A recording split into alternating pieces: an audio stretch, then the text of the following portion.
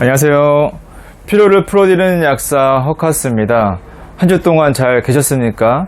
저번 시간에는 인간 수명과 아주 밀접한 관계가 있는 것이 인슐린 저항성이라고 말씀드렸습니다. 인슐린 저항성이란 무엇인가? 그로 인해 파생되는 질병들을 말씀드렸고요. 오늘 내용을 이해하기 위해선 1화를 먼저 시청 부탁드리겠습니다. 오늘은 인슐린 저항성이 생기는 대표적인 요인들, 그리고 예방과 해결책에 대해 말씀드릴 테니 허카스와 함께 꼭 끝까지 시청 부탁드리겠습니다. 허카스. 인슐린 저항성의 첫 번째 원인은 비만입니다. 그 중에서도 복부지방은 여러 질병을 일으키는데요. 허리둘레가 남성은 90cm 이상, 여성은 85cm 이상을 말합니다. 비만은 사실 만성염증 상태입니다. 이게 무슨 말이냐면 저번 시간에 비만세포는 남은 에너지를 중성지방으로 축적해 우리가 필요할 때 꺼내 쓴다고 말씀드렸었는데요. 지방이 너무 없어도免疫力이 떨어지지만 문제는 지방세포가 풍선으로 예를 들자면 이미 지방을 많이 축적한 이 풍선에 계속 지방을 넣어주면 풍선은 점점 커지게 되고 스트레스를 받게 됩니다. 이 스트레스 받은 지방세포는 어떻게 될까요? 이제 그만 좀 괴롭히라고 하면서 염증 물질을 막 만들어냅니다. 비만세포가 만들어내는 여러 물질 중에서도 오늘은 TNF-알파에 집중을 해봐야 됩니다. 정상적인 면역체계에선 대식세포에 신호를 줘서 우리 몸에 들어온 바이러스와 싸우게 하거나 종양을 없애는 순기능을 하지만 비정상적으로 많이 만들어내게 되면 이 염증은 내 몸을 공격하기 시작합니다. 즉 자가면역 질환이 생기는 거죠. 그뿐 아니라 인슐린의 작용을 무력화시킵니다. 그래서 4배, 5배나 많은 인슐린을 만들어내야 되고 이것을 분비하는 췌장은 약해지게 됩니다. 무서운 건요, 비만의 이 염증 상태는 피검사를 한다고 해도 수치가 미미하게 나오기 때문에 어떤 질병으로 보진 않습니다. 치료할 수 있는 약이 있는 것도 아니고요.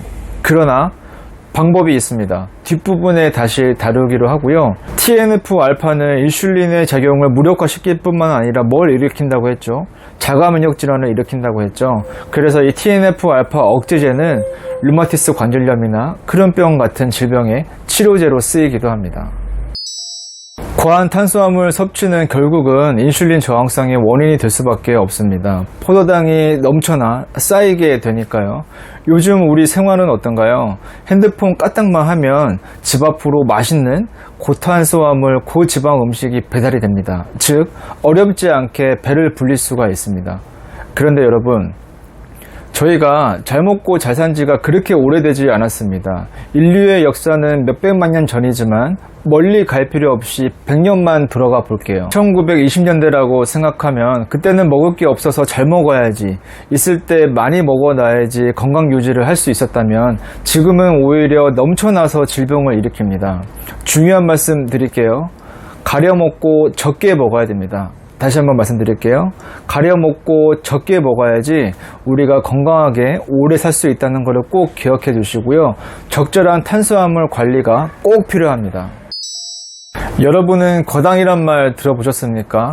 과일에 많이 들어가 있다고 해서 과당인데 그만큼 맛있는 당입니다.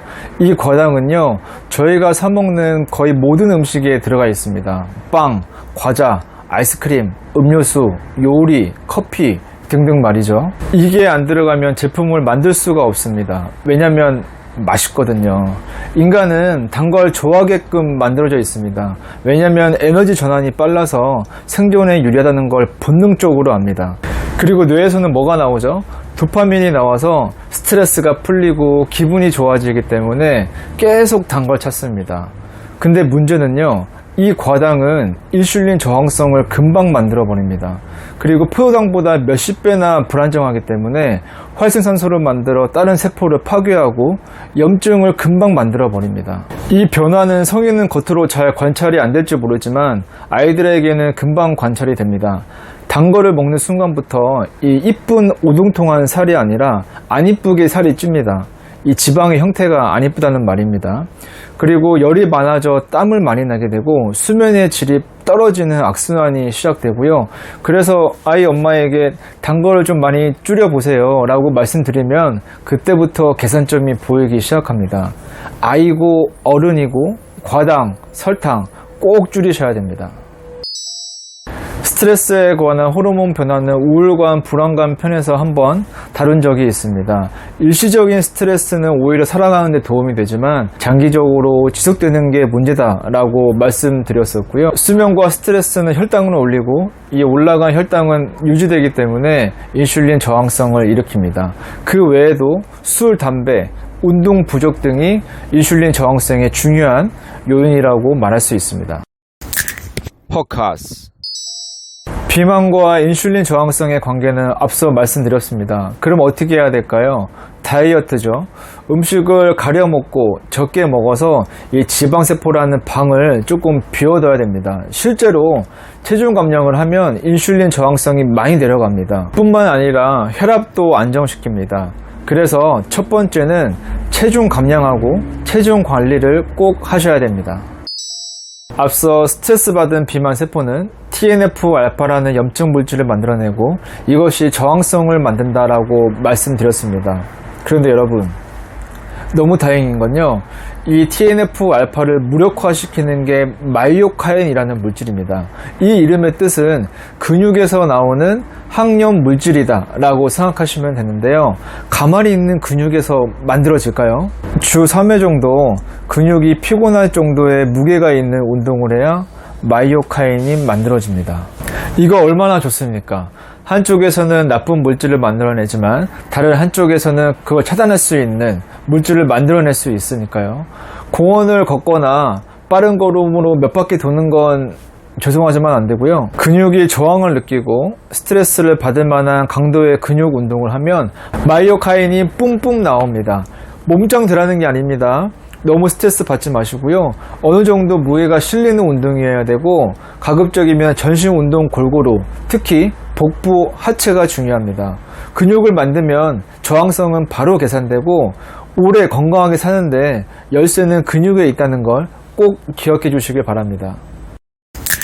포커스.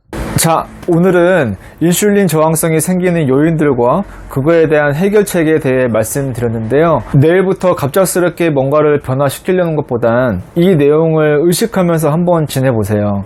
제가 지내보니까요, 고탄수화물, 고당은 많이 줄였고요. 너무 배부른 이 포만감이 싫어서 밤 양도 적어졌습니다. 건강의 변화는 하루아침에 되는 게 아니기 때문에 이 작은 부분에서부터 시작해보면 분명히 건강해지는 데 도움이 될 것입니다. 다음 편에선 이 시리즈의 마지막 편인 인슐린 저항성에 도움되는 영양제를 말씀드리려고 합니다. 도움이 되셨다면 구독과 좋아요 꼭 부탁드리고요. 알람 설정까지 하셔야지 다음 편이 올라가면 바로 볼 수가 있습니다. 더 유익한 내용으로 돌아오겠습니다. 허카스였습니다. 감사합니다.